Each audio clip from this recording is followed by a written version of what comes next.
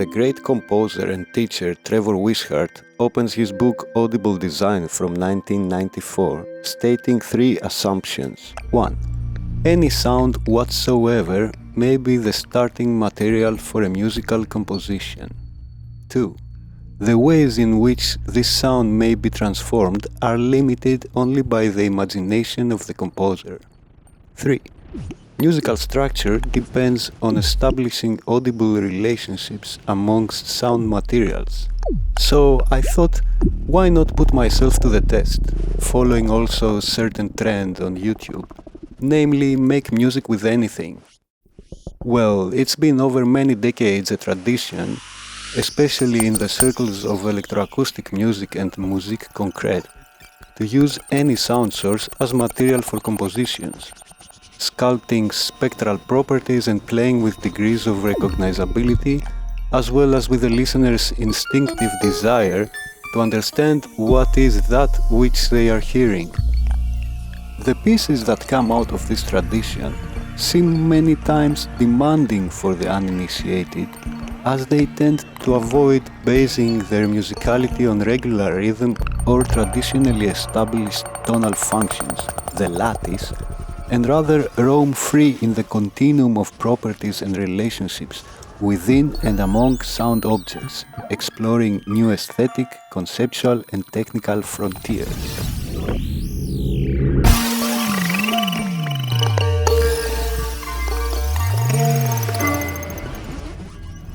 For many years I've been following the electroacoustic sonic art sound designer path, developing my own language as a composer. So I thought, can I use this knowledge and technical ability to make music that everybody can understand? Something nice and easy, maybe even mildly uplifting or thought-provoking. A calling into the light, a little song, with anything. And what would that even mean? So in the end I decided to use just one sound, this one. Seriously. Everything in my song would be made out of this sound. I would not use any weird custom plugins, just Ableton Live stock functions to make drums, bass, harmony, melody, effects from this one sound. Everything should come from the sound itself and be edited by hand. I should finish it in a day and then make a video about it. Can I? After importing the file into the timeline, I started playing with it, exploring the different possibilities, basically modes of stretching and compressing time.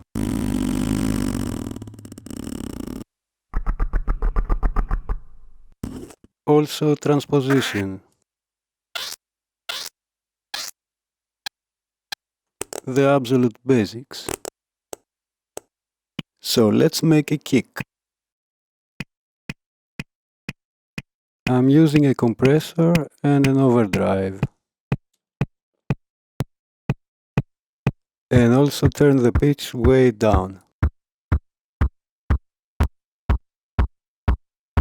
Let's make a snare.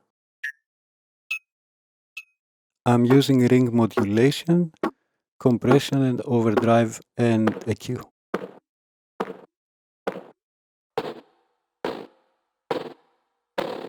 I kept messing with the warp algorithm to find what would work best. Let's make some hi-hat. Again, compression, ring modulation, EQ and overdrive with completely different settings. Also trying out some delay. That will do for now. Let's make some pads then. Extreme time stretching with the algorithm set to tones. Using resonators, chorus, flanger and reverb and a lot of compression. Here I'm trying to create some other resonant sound with fast attack this time, like a guitar, for example. And I'm using the simple delay and the grain delay to create a sort of strumming feel. That will do for now. Let's make some bass.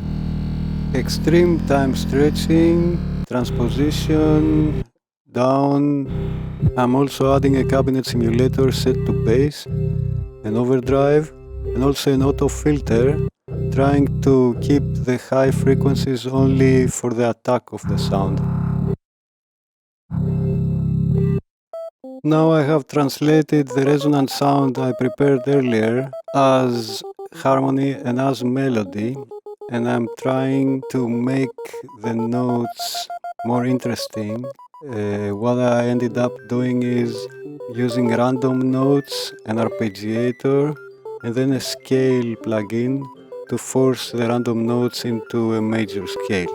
Of course, this instrument was not acceptable because the sound should come from the initial sound source. So I used a simpler with the part of the bass sound and adjusted the envelopes to make it sound like some keyboard. Similarly, with the harmony, after adjusting the scale with a generic piano sound, I use another simpler to create some kind of Wurlitzer key sound.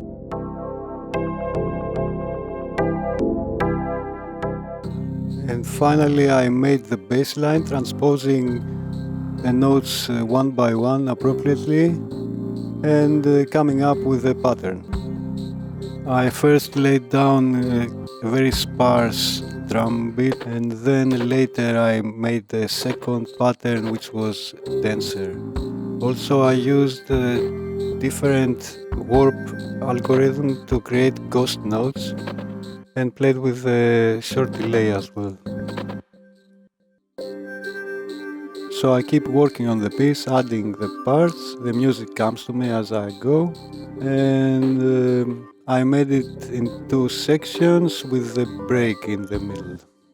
So while I keep working in the background, I share some more thoughts about it. One must be very careful with resonators. They're handy for making pitched material out of anything, but it is very easy with them to overload narrow parts of the spectrum and give a particular distinctive ringy color to the sound that can be hard to mix. While mixing, I found that everything was fighting for a place within the low to high mid-range, with no quality information at the upper and lower ends of the spectrum, and I had to work hard to fix that. This was just a proof of concept.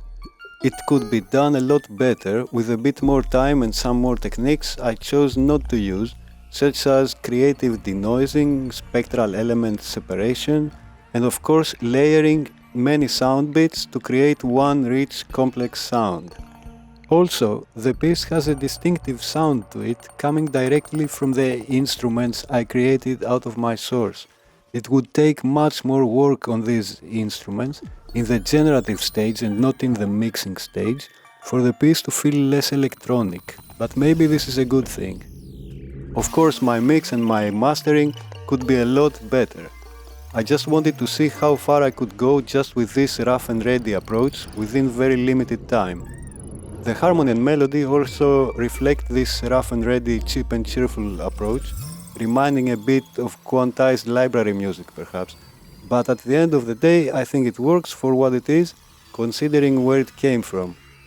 I made it especially hard on myself choosing this particular genre, as such methods are more suited for more experimental idioms, if not acousmatic sonic art, surely some kind of experimental electronica, dubstep, techno, noise, etc. As I was working towards the end, trying to fix the whole sound of the thing, I decided to make a lead line using the sound of the bass transposed much higher and came up with a nice solo, kind of synth solo, made again note by note. And here is the final piece. I hope you like it.